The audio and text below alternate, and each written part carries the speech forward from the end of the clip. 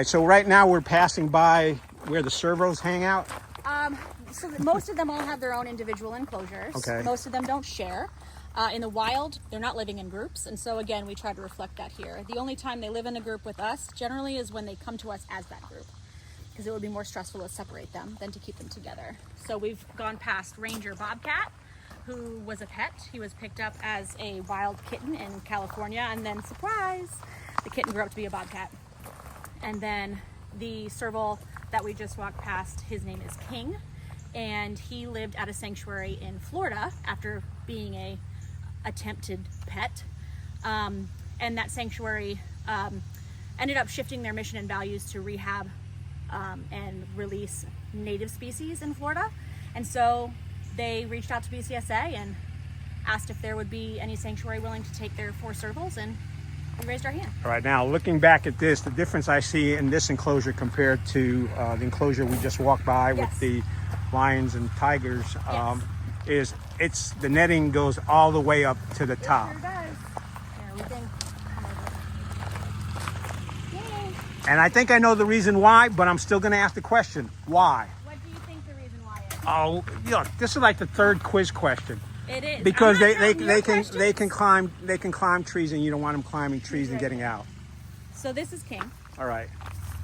So he doesn't look terribly large, I know, but he weighs about 35 pounds. All right. He's no domestic cat. And servals are known for their incredible jumping ability. They might have a fairly dainty build, but that build is made for moving fast, oftentimes in a vertical direction. So these cats can jump. I used to say these cats can jump and clear the backboard of a basketball hoop. But now I like to say these cats can jump as high as Simone Biles. Really? Yeah, 10 feet. 10, 12 Wow. feet straight up in the air, up and over. So this fence, without a ceiling, is a suggestion. A suggestion. So everything that's not a tiger or a lion has a ceiling on their enclosure. All right. Do they get zoomies as well? They do. They do. When they get really excited about something. Our raccoon lives next door, and he got a big ice block yesterday. Our campers made an ice block for him earlier in the week, and they got to see that be given to Garcia, our nocturnal raccoon, and he got some serious zoomies. He got some serious zoomies. I don't know if that's footage that we can get to you, but I'll talk with Glenn I know about that. Madison has it. Or He Nick. got so excited. He picked it up. He took it out of his pool. He tried to put it in his water dish.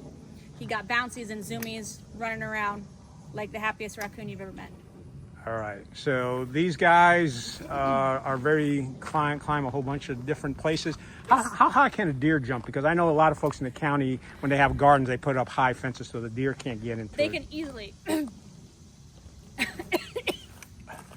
I can tell you're choked up about that question.